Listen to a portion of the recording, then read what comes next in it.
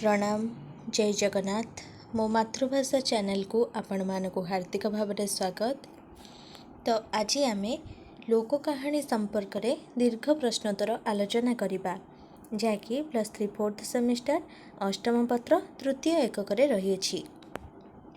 तो जो मैंने आपण मानक चैनल मो मातृभाषा को सब्सक्राइब करना बा प्रथम कर यही चैनल को आसुंच तो गोटे सब्सक्राइब कर दिंतु एवं पाखे थिबा बेल आइकन ने ऑल ऑप्शन ने सिलेक्ट कर दिंतु जहाँ फल मो वीडियो सर्वप्रथम आपण पाखे पहुँची पार।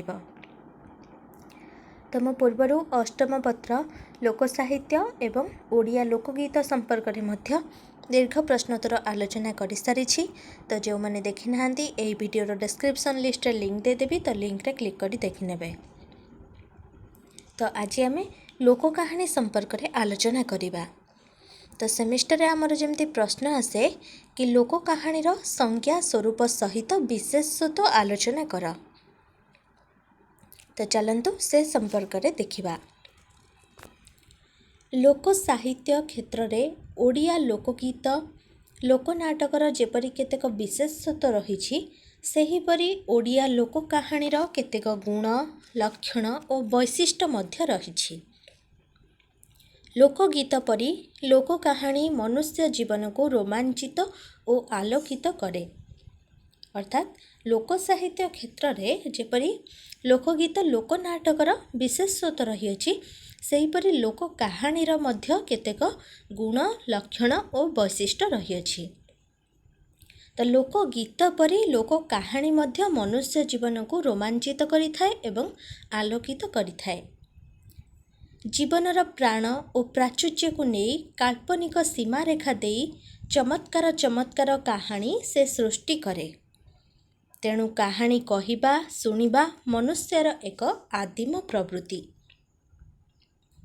कहानी कही अन्य को मुग्ध करने संगे संगे एही विचक्षण कला माध्यम ग्रामर बुढ़ा बुढ़ी माने नाती और नातुणी मानू मोहित करती।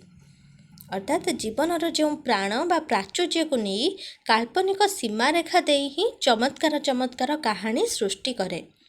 तो कहानी कहिबा सुनिबा मनुष्यर एक आदिम प्रकृति अटे। एही विचक्षण कला माध्यम ग्रामर बुढ़ा बुढ़ी माने नाती नातुणी मानू मध्य मोहित करिथांती। का माध्यम ना लोक कहानी माध्यम। यह केवल वयस्कों मनोरंजन उद्देश्य रे अभिप्रेत नुहे परंतु किछि बुझी पारु नथिबा शिशु मध्य एही कहानीर चमत्कारितारे विस्मय मुग्ध होइथांती। शिशुठारु आरंभ करी वृद्ध पर्यंत समस्तଙ୍କ निकटरे लोक कहानीर आदर रही। अर्थात लोक कहानी केवल वयस्कों मनोरंजन उद्देश्य रे अभिप्रेत होई न थाए। याको किछि बुझी पार नथिबा शिशु मध्य तार चमत्कारितारे विस्मय मुग्ध होइथांती बा खुशी होइथांती। तो सेथिपाई कुआ जायछि कि शिशुठारु आरंभ करी वृद्ध पर्यंत समस्तଙ୍କ निकटरे लोक कहानीर आदर रही। आदिमानव अरण्य जाजाबर जीवन अतिबाहित करुथिबा समय केवल संग्राम करी ही बंचीथिला। एही संग्राम केतेबेले थिला प्रकृति विरुद्ध रे तो आउ केतेबेले थिला अन्य एक अपरिचित गोष्ठी विरुद्ध रे। एही अवस्थारे सेही दिनर निजर कार्यावली को से अन्य मानक आगरे कही सुनाउथिला और अन्यर कहानी मनोयोग पूर्वक शुणुथिला। अर्थात पूर्वरु आदिमानव जेतेबेले अरण्य जीवन यापन करुथिला सेतेबेले संग्राम करी ही बंचुथिला। संग्राम केतेबेले थिला तो प्रकृति विरुद्ध रे तो आउ केतेबेले थिला अन्य एक अपरिचित गोष्ठी विरुद्ध रे। सेही अवस्थारे सेही दिनर निजर जो कार्यावली को से अन्य मानक आगरे कही सुनाउथिला एवं अन्यर कहानी अन्य माने जहा कहूथिले ताकू मन ध्यान देकी से शुणुथिला। एही शुणिबा एवं शुणाइबा प्रवृत्ति ही कहानी बा गपर जन्म। अतीतरे गोष्ठीगत जीवन अतिबाहित करुथिबा आदिम मनीष परस्पर अनुभूति को आपणा भितरे प्रकाश करी बा नृत्य माध्यम से आनंद उपलब्ध करुथिला। धीरे धीरे सभ्यतार विकास संगे संगे मानवर मनोवृत्ति रे मध्य आसिला परिवर्तन। अर्थात जेतेबेले अतीतरे गोष्ठीगत जीवन अतिबाहित करुथिबा आदिम मनीष परस्पर अनुभूति को आपणा आपणा भितर जेतेबेले प्रकाश करी बा नृत्य माध्यम से आनंद उपलब्ध करुथिला, धीरे धीरे कौन है ना सभ्यतार विकास संगे संगे मानवर मनोवृत्ति रे मध्य परिवर्तन आसीथिला। कर्म जंजाल मुहूर्त मानकु क्षणिक आनंद प्रदान पाई से कहानी आरंभ कला। एही लोक कहानीर शेष नाही। मूल कथा, शाखा कथा, उपकथा न्याय लंबी चलीछि कथार कथा। केउठु आरंभ, केउठु शेष एवं परिणति केउठी जानिबार बा बुझिबार आवश्यकता पड़ी नाही। ये जो कर्मजंजाल मुहूर्त मानकु क्षणिक समय पाई आनंद प्रदान पाई से कहानी आरंभ कला, तो एही लोक कहानीर शेष नाही।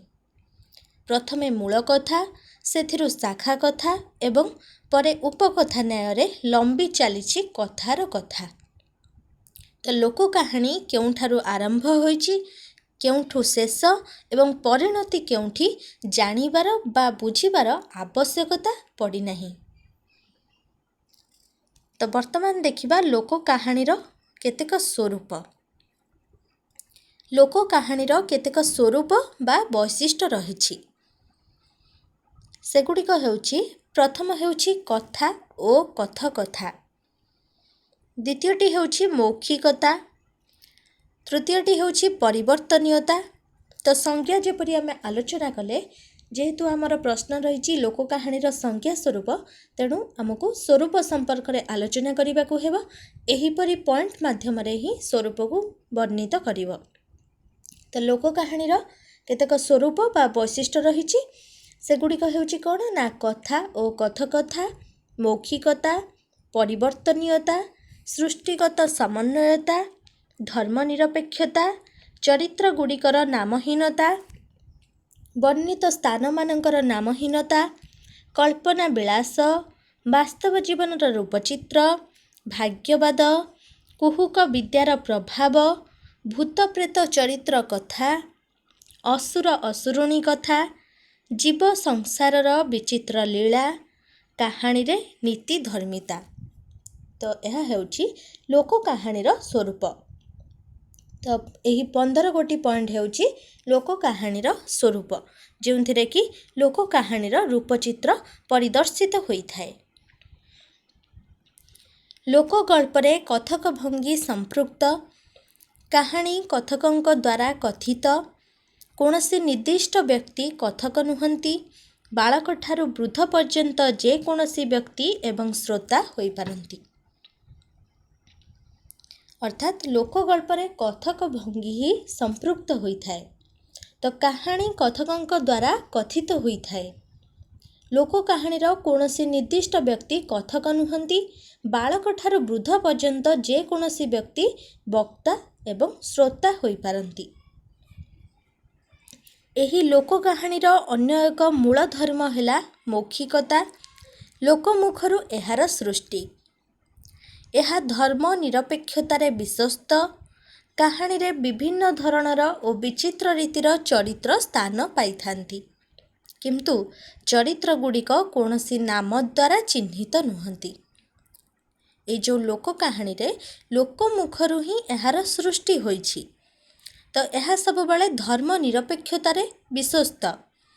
तो यही जो कहानी गुड़िकरे विभिन्न धरणर और विचित्र रीतिर चरित्र गुड़िक ही स्थान पाई थांती, किंतु चरित्र गुड़िक कौनसी नाम द्वारा चिन्हित नुहंती। लोक कहानी रे कल्पनार प्राचुर्य परिलक्षित। एथिरे साधारण लौकिकता को कल्पनार पुट देई अलौकिक करि दिया जाए। तेणु लोक कहानी अनेक समय वास्तवता ठारू दूरेई जाए। तो लोक कहानी रे कल्पनार प्राचुर्य ही परिलक्षित होता है। तो साधारण लौकिकता को जो कल्पनार पुट देई अलौकिक कर दिया जाए, तेणु लोक कहानी कौन हुए ना अनेक समय वास्तवता ठारू अर्थात सत्य ठारू ही दूरेई जाए। यथा जेपरी राजा पुओ पक्षीराज घोड़ारे उड़ीबा, सात ताल पंक भितरु असुर जीवन नाटिका बाहरिबा इत्यादि। ये कौन होउची ना अलौकिक घटना सबू जहाँकि वास्तवता ठारो बहुत दूर रे। लोक कहानी रे कल्पनार रंग रहिले मध्य कहानी रे केतेक वास्तव जीवन विषय थाए, यथा दारिद्र्य, रोग, जंत्रणा, द्वितीय हेउची अपराध, दंड, तृतीयटी हेउची सठता। अर्थात लोक कहानी रे कल्पनार रंग रहिले मध्य कहानी रे केतेक वास्तव जीवन अर्थात सत्य जीवन विषय थाए। ता कौन ना दारिद्र्य, रोग, जंत्रणा बा व्याधि एसबू संपर्क में सत्य घटना आधारित होता है। अपराध एवं दंड उपरे मध्य सत्य घटना आधारित एवं परवर्ती हेउची सठता उपरे। तो ए सब माध्यम रे सत्यता प्रकाश होता है। लोक कहानी रे भाग्य और भगवानकर अखंड प्रभाव रही। कहानी रे मानवीय कार्यावली नियत नियंत्रण करे। भाग्य बल रे दरिद्र पुआ मुंडरे हाथी सुना कलश थोइबा इत्यादि। अर्थात लोक कहानी रे भाग्य और भगवान कथा मध्य कहा जाइछि। तो कहानी रे मानवीय कार्यावली नियत नियंत्रण करे। भाग्य बल रे जेपरि दरिद्र पुआ मुंडरे हाथी सुना कलश थोइबा इत्यादि। यह होछि भाग्य और भगवानकर अखंड प्रभाव। कहानी को कुहुक विद्या, मंत्री किंबा इंद्रजालिकता को अधिक गुरुत्व प्रदान करे। साधारण मनीष एसबु बल रे अति असाधारण और असंभव कार्य करिपारे। ए जो कहानी कुहुक विद्या, मंत्री किंबा इंद्रजालिकता यह अधिक गुरुत्व प्रदान करिथाए, जहाँ फल रे कि साधारण मनीष एसबु बल रे अति असाधारण और असंभव कार्य को करिथाए। यथा काकचरित बल रे अतीत कथा जानिबा, देवदेवी चरित्र, असुर असुरुणी, बाघ, नाग, बेंग, पक्षी, पशु इत्यादि एवं मानव चरित्र, जहाँ फल रे कि साधारण मनीष अति असाधारण बा असंभव कार्य करिपारे। लोक कहानी रे नीतिधर्मिता और उपदेश वर्णित। हितोपदेश और पंचतंत्र द्वारा लोक कहानी प्रभावित। कहानी रे न्याय, नीति, कठोर संग्राम और त्याग श्रृंखला कथा वर्णित होता है। तो लोक कहानी रे उपदेश एवं नीतिधर्मिता उपरे आधारित होता है एवं हितोपदेश और पंचतंत्र द्वारा लोक कहानी प्रभावित होता है। लोक कहानी रे न्याय, नीति, कठोर संग्राम एवं त्याग बा श्रृंखला कथा ही वर्णित थाए। तो बुझीला लोक कहानीर संज्ञा स्वरूप। आशा करुछि आपणक पई बहुत उपादेय हेबो। तो परवर्ती समय रे आमे ओडिया लोक कहानीर प्रकारभेद संपर्क रे आलोचना करिबा बा विभागीकरण संपर्क रे आलोचना करिबा। तो वीडियो भल लागिथिले लाइक करबा को आदौ भूलिबेनी एवं सांग मानको शेयर कर देबे, जहा फल रे सेमाने मध्य उपकृत होई परिबे। तो रहुछि समस्ते भलरे रुहंतु, खुशी रे रुहंतु। धन्यवाद।